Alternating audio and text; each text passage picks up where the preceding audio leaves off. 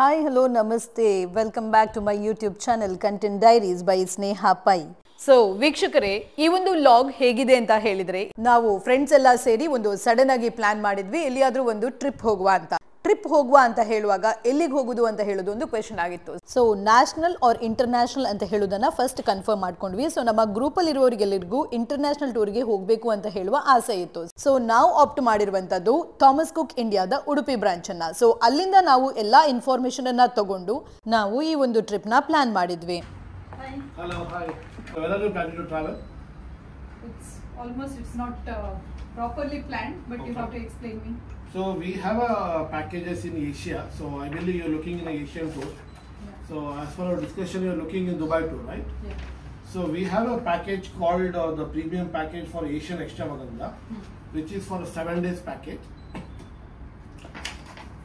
So this includes your this is basically a group tour. So this includes all your breakfast, lunch, dinner, and visa cost, sightseeing, transport, everything. So this will cost you approximately 1.5 lakhs per person. Okay. So how many people are in total? Almost 5. 5 people. So we have basically January first week departure. So 10th of January we have departure. Okay. So you can plan accordingly. So this is a completely day-to-day itinerary, day 1, day 2, day 3, day 4, day 5, day 6. So we can do the tour from Mangalore to Mangalore. Basically you can fly from Mangalore to Dubai directly and you can come back Dubai to Mangalore. So this is basically 4 nights in Dubai and 2 nights in Abu Dhabi. Final tour confirmation voucher. So we have a air ticket, hotel confirmation and travel insurance and your travel kit. Okay. So you will be, once you land in Dubai, our tour manager will meet you in Dubai airport and further that he will take care in detail. So till from day 1 to last day 7th.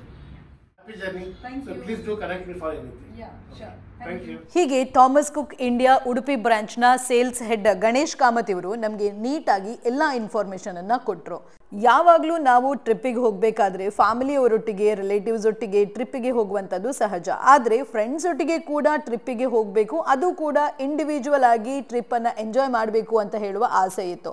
So ನಾವು plan ಮಾಡಿದ್ವಿ ಈ ಸಲ Dubai ಟ್ರಿಪ್ಗೆ ಹೋಗೋಣ ಅಂತ.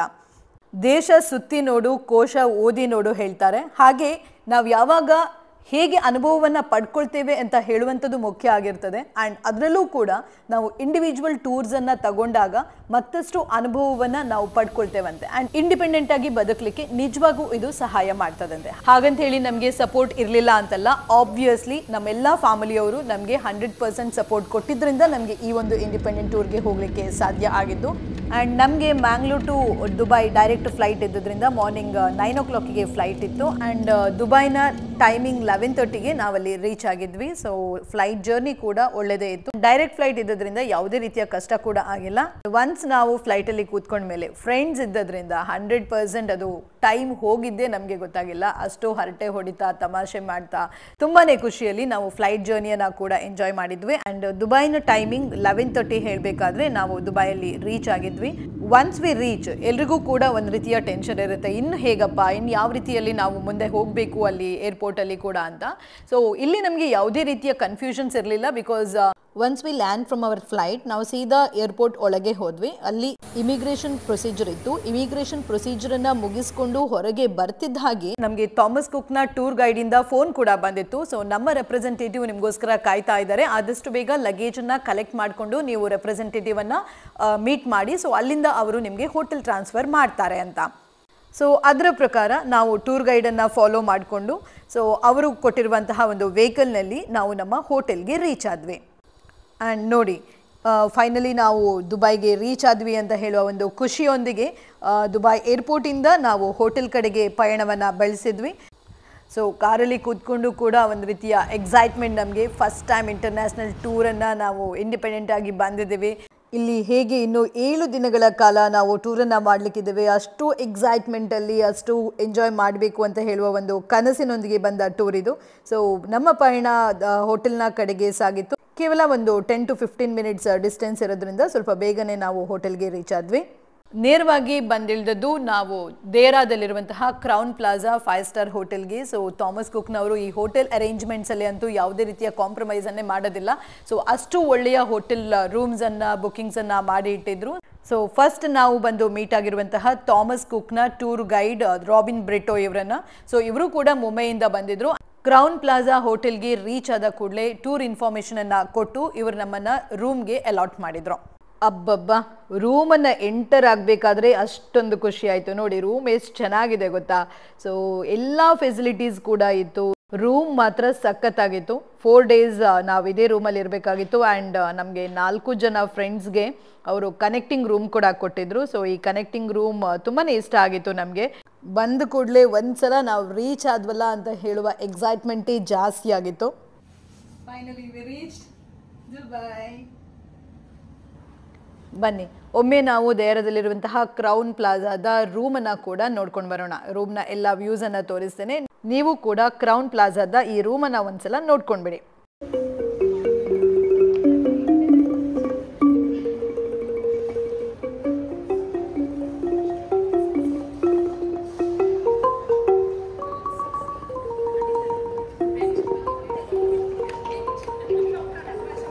ನಾವು ಹೋಗಿರುವಂಥದ್ದು 10th January ಆಗಿದ್ದರಿಂದ ಅಲ್ಲಿ ಮತ್ತಷ್ಟು ಗ್ರೂಪ್ ಮೆಂಬರ್ಸ್ ನಮಗೆ ಈ ಗ್ರೂಪ್ಗೆ ಜಾಯ್ನ್ ಆಗಬೇಕಾಗಿರೋದ್ರಿಂದ ಆ ಆಫ್ಟರ್ನೂನ್ ನಮಗೆ ತುಂಬಾ ಫ್ರೀ ಇತ್ತು. ಸೊ ನಾವೇನು ಪ್ಲ್ಯಾನ್ ಮಾಡಿದ್ವಿ ಅಂತ ಹೇಳಿದ್ರಿ, ಕ್ಯಾಬನ್ನು ಬುಕ್ ಮಾಡಿಕೊಂಡು ದುಬೈಯನ್ನು ನೋಡೋಣ ಅಂತ.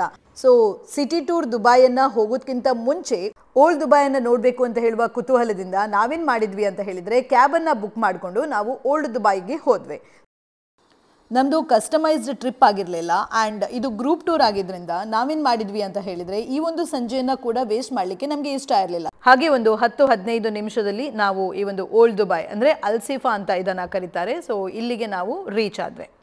ಬಿಲ್ಡಿಂಗ್ನ ಮೇಲೆ ಬಿಲ್ಡಿಂಗ್, ಹಾಗೆ ಕ್ರಮವತ್ತಾದ ಶಿಸ್ತುಬದ್ಧವಾದ ಒಂದು ಸಂಚಾರ ವ್ಯವಸ್ಥೆ ಕೂಡ ಗಮನ ಸೆಳೆಯುವಂಥದ್ದೇ ಇಲ್ಲಿ. ಆ್ಯಂಡ್ ದುಬೈ ಮುನ್ಸಿಪಲ್ ಆಫೀಸ್ನ ಮುಂದೆ ಇರುವಂಥದ್ದು ಈ ಒಂದು ಅಲ್ಸಿಫಾ. ಚಿಕ್ಕದೊಂದು ಪಾರ್ಕನ್ನು ದಾಟಿ ಒಂದು ಚಿಕ್ಕ ಬೋಟಲ್ಲಿ ಕ್ರೀಕ್ ರಿವರನ್ನು ದಾಟಿ ನಾವು ಅಲ್ಸಿಫಾಕ್ಕೆ ಹೋಗಿದ್ದು. ಇದು ಒಂಥರ ಹೊಸ ಎಕ್ಸ್ಪೀರಿಯನ್ಸನ್ನೇ ಕೊಡ್ತು. ನಾವೇ ಹುಡ್ಕೊಂಡು ಬಂದು ಈ ಒಂದು ಪ್ಲೇಸ್ಗೆ ಹೋಗಿರುವಂಥದ್ದು. ಆ್ಯಂಡ್ ಇದು ತುಂಬ ಕೂಲ್ ಆ್ಯಂಡ್ ಪೀಸ್ಫುಲ್ ವೆದರ್ ಕೂಡ ಆಗಿತ್ತು.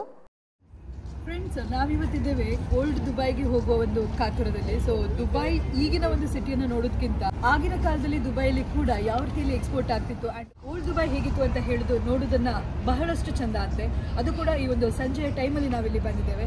ಬನ್ನಿ ನಿಮಗೂ ಕೂಡ ತೋರಿಸ್ತೇನೆ ಓಲ್ಡ್ ದುಬೈ ಹೇಗಿತ್ತು ಆ್ಯಂಡ್ ಇಲ್ಲಿನ ಒಂದು ವ್ಯವಸ್ಥೆ ಹೇಗಿದೆ ಅಂತ.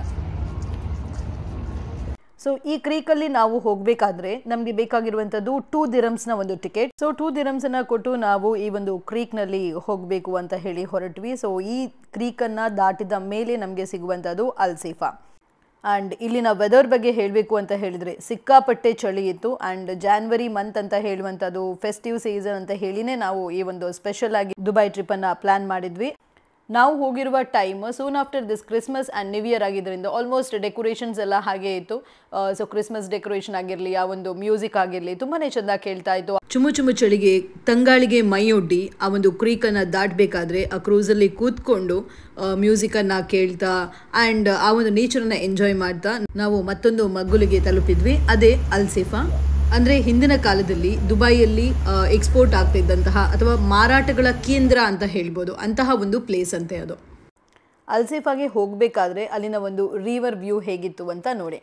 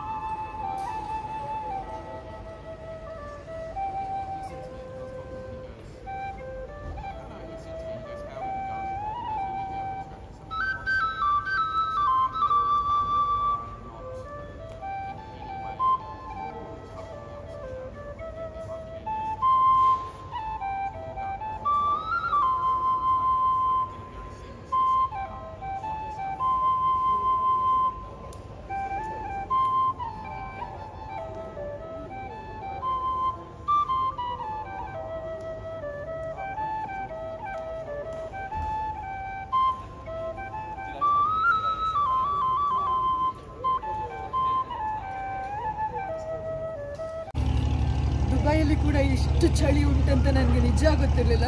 ಆದರೂ ಕೂಡ ನಿಮಗೆ ಓಲ್ಡ್ ದುಬೈಯನ್ನು ತೋರಿಸಲೇಬೇಕು ಅಂತ ಹೇಳಿ ಇಲ್ಲಿ ಬಂದಿರೋದು.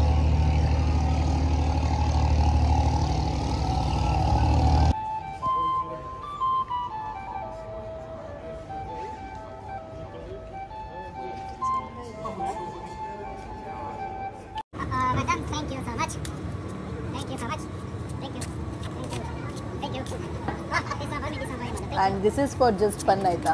ನಾವು ಅಲ್ಲಿ ತಿರುಗುತ್ತಾ ಹೀಗೆ ಒಂದು ಐಸ್ ಕ್ರೀಮನ್ನು ತಿನ್ನುವ ಅಂತ ಆಯಿತು. ಸೊ ಆ ಚಳಿಗೆ ಐಸ್ ಕ್ರೀಮನ್ನು ತಿನ್ನೋದು ಕೂಡ ಖುಷಿನೇ ಕೊಟ್ಟಾಯಿತು. ಸೊ ಒಂದು ಸಲ ಈ ಒಂದು ಟ್ರೈಯನ್ನು ಮಾಡೋಣ ಅಂತ ಹೇಳಿಕೊಂಡು ಈ ಒಂದು ಶಾಪ್ಗೆ ಹೋದ್ವಿ.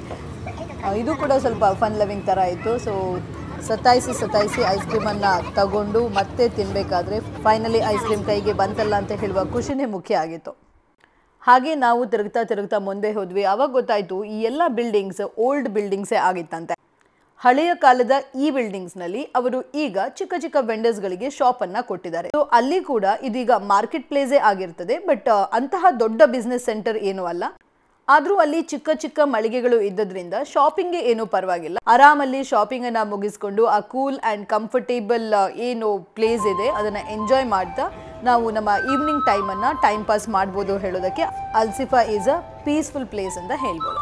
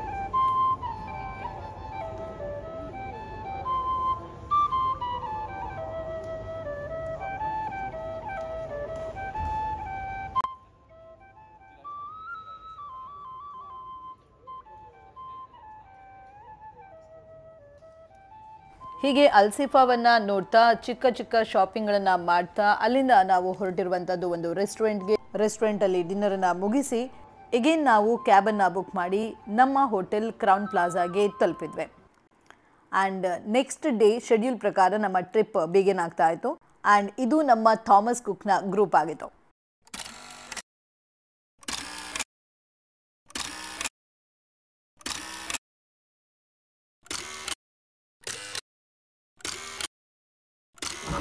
Metro Dubai.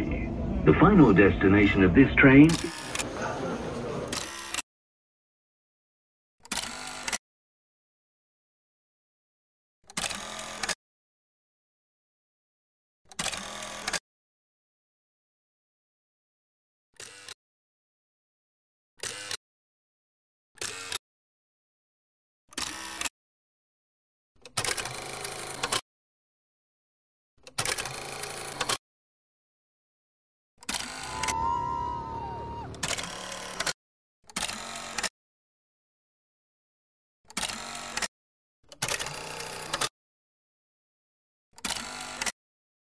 ಮುಂದಿನ ಲಾಗ್ನಲ್ಲಿ ನಾವು ಎಕ್ಸ್ಪ್ಲೋರ್ ಮಾಡಿದಂತಹ ದುಬೈನ ಮತ್ತಷ್ಟು ಪ್ಲೇಸಸ್ಗಳನ್ನು ನಿಮಗೆ ತೋರಿಸಲಿಕ್ಕಿದ್ದೇನೆ. ಅಲ್ಲಿಯವರೆಗೆ this is Neha Pai from content diaries signing of.